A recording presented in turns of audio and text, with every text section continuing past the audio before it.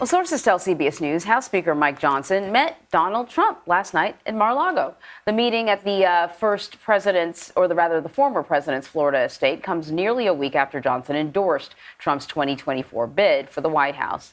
So for more on this, I want to bring in CBS News political director Fin Gómez. So I guess it's like not a surprise per se that the two men would meet in Mar-a-Lago. The new House Speaker is certainly a fan of Donald Trump. What do we know about the meeting? Yeah, he's a longtime ally of Donald Trump. Donald Trump even calls him, quote, MAGA Mike. And he was one of the lawmakers, if you remember, Anne-Marie, in 2020, who pushed that controversial legal theory to reject President Biden's election victory. But about this meeting, so far, specifically, we don't know exactly what was discussed. We do know that it occurred at a fundraiser in Mar-a-Lago for Florida Republican Congressman Gus Bilirakis, who is also very pro-Trump acolyte, if you will. But it is the first time the two have met in person since Johnson became Speaker. And again, these two are very close, both aligned politically, and we are reaching out to our sources about getting more details about what exactly was discussed. Trump released a health report from his doctor yesterday. Which doctor? I mean, yeah. What did it say, Finn? I mean, a lot of people are calling it propaganda, but you tell us. Yeah, I mean, the report was released yesterday, and it had a lot of positive sort of details concerning the former president's health. He said he had, quote, improved diet and, quote, had an improved daily physical activity. He said that in this two-page report, he said that Trump's cardiovascular studies were, quote, normal. All the cancer screenings came back negative, and he had reduced his weight through an improved diet and this continued daily physical activity that we discussed while maintaining a rigorous schedule. However, there was no mention, no details about his weight in itself, right? Nothing about his blood pressure, his cholesterol levels,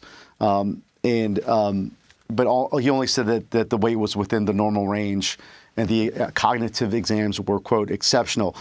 Why was this released yesterday?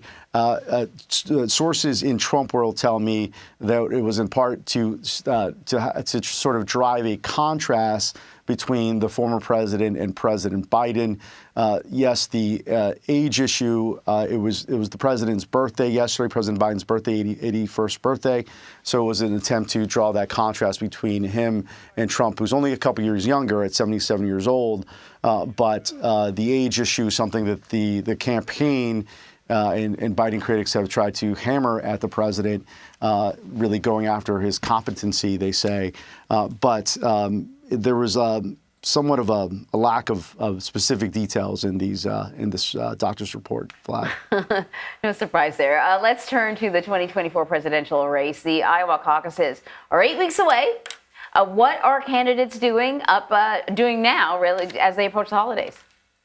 Yeah, 55 days away, Anne-Marie, to the January 15th Iowa caucuses. It's also 63 days away until the New Hampshire primary, which happens just like a week afterwards. Now, like if in the last few days you've seen this mad flurry of campaign activities from Donald Trump to DeSantis to Haley, Ramaswamy have been crisscrossing, Chris Christie as well. You know, they've been primarily in Iowa. You've seen some of them barnstorming, but also in New Hampshire. And today in New Hampshire, Ron DeSantis is meeting with the popular Republican governor, Chris Sununu. Why is that significant? Because Chris Sununu has said that he will endorse, and he told me this morning, just a little while ago, actually, he told me that he will make his endorsement following the Thanksgiving holiday. That's his timeline. And it will be between Ron DeSantis, Nikki Haley, who has seen recent momentum, and also Chris Christie, the former New Jersey governor, who has also seen an uptick in the latest polls, Anne-Marie. So that could be a big endorsement. It's expected to make waves.